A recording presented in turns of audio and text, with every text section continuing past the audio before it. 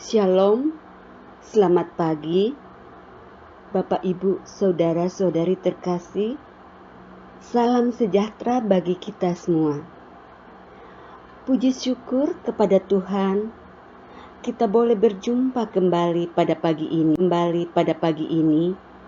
lewat renungan harian Toraya bersama Gereja Toraja Jemaat Bogor, edisi Sabtu 1 April 2023. Firman Tuhan yang tengah-tengah kita pada pagi ini terambil dari Matius 22 ayat 23 sampai 33. Sebelum kita membaca dan merenungkan firman Tuhan, mari kita berdoa. Bapa di dalam surga, pagi ini kami anak-anak-Mu datang tunduk di hadapan hadirat-Mu, mengangkat ucapan syukur kepadamu atas segala kasih setia Tuhan dan penyertaan Tuhan di dalam kehidupan kami. Kami rindu Bapa mengawali pagi yang indah ini yang Tuhan anugerahkan kepada kami dengan bersekutu dengan Engkau lewat kebenaran firman-Mu. Mari Tuhan dengan kuasa Roh Kudus-Mu, agar kami boleh memahami kebenaran firman-Mu dan mengerti apa yang menjadi kehendak Tuhan di dalam hidup kami. Berfirmanlah Tuhan, karena kami sudah siap mendengarkan. Dalam nama Tuhan Yesus, kami berdoa dan mengucap syukur. Haleluya. Amin. Firman Tuhan terambil dari Matius ayat 23 sampai pada ayatnya yang ke-33. Pertanyaan orang Saduki tentang kebangkitan. Pada hari itu, datanglah kepada Yesus beberapa orang Saduki yang berpendapat bahwa tidak ada kebangkitan. Mereka bertanya kepadanya, "Guru, Musa mengatakan bahwa jika seorang mati dengan tidak meninggalkan anak, saudaranya harus kawin dengan istrinya itu dan membangkitkan keturunan bagi saudaranya itu. Tetapi di antara kami ada 7 orang bersaudara yang kawin tetapi kemudian mati. Dan karena ia tidak mempunyai keturunan, ia meninggalkan istrinya itu bagi saudaranya. Demikian dengan yang kedua dan yang ketiga sampai dengan yang ketujuh. Dan akhirnya, sesudah mereka semua, perempuan itu pun mati. Siapakah di antara ke-7 orang itu yang menjadi suami perempuan itu pada kebangkitan? Sebab mereka semua telah beristrikan dia." Yesus menjawab mereka, "Kamu sesat, sebab kamu tidak mengerti kitab suci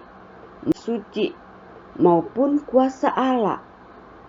Karena pada waktu kebangkitan, orang tidak kawin dan tidak dikawinkan, melainkan hidup seperti malaikat di surga. Tetapi tentang kebangkitan orang-orang mati, tidakkah kamu baca apa yang difirmankan Allah ketika ia bersabda, 'Akulah Allah Abraham, Allah Ishak, dan Allah Yakub'? Ia bukanlah Allah orang mati, melainkan Allah orang hidup. Orang banyak yang mendengar itu takjub akan pengajarannya. Demikianlah firman Tuhan. Amin.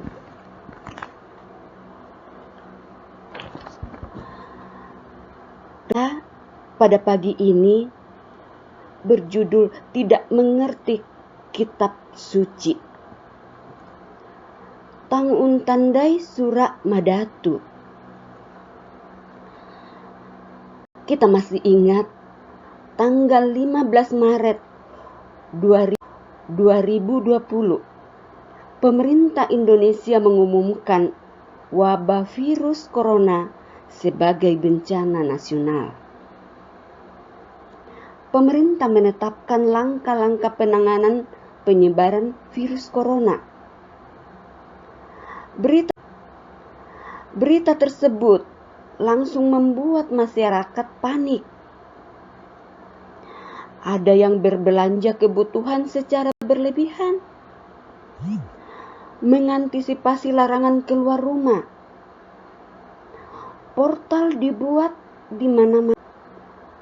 Pernah terjadi keributan antara petugas portal dengan orang yang hendak melintas.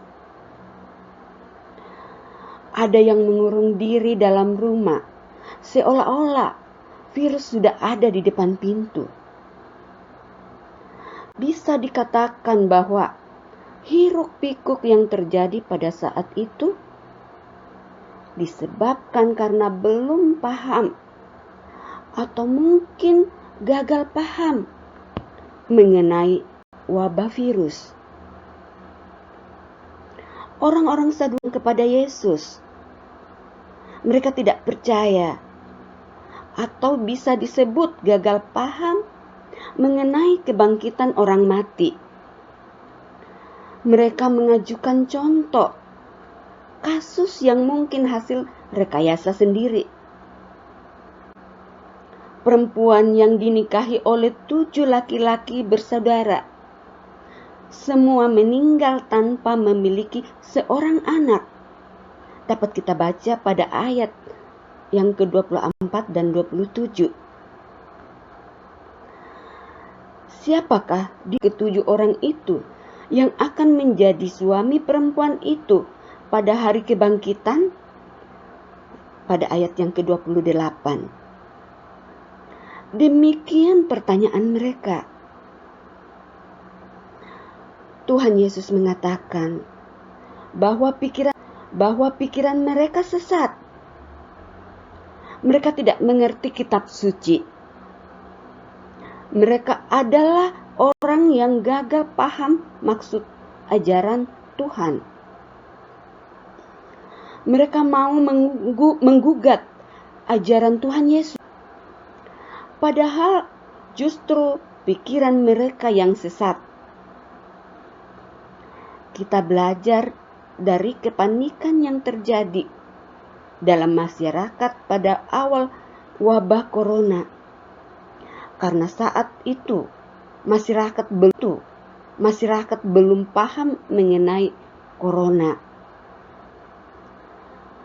Kisah orang Saduki pun menjadi pelajaran bagi kita. Betapa berbahayanya apabila tidak memahami ajaran suci. Maka cintai dan teruslah mempelajari kitab suci. Amin.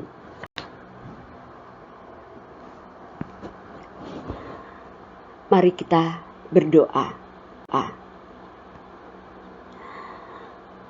Bapa dalam surga, kembali kami mengangkat ucapan syukur atas berkat firman-Mu yang boleh hadir di tengah-tengah kami pada pagi ini.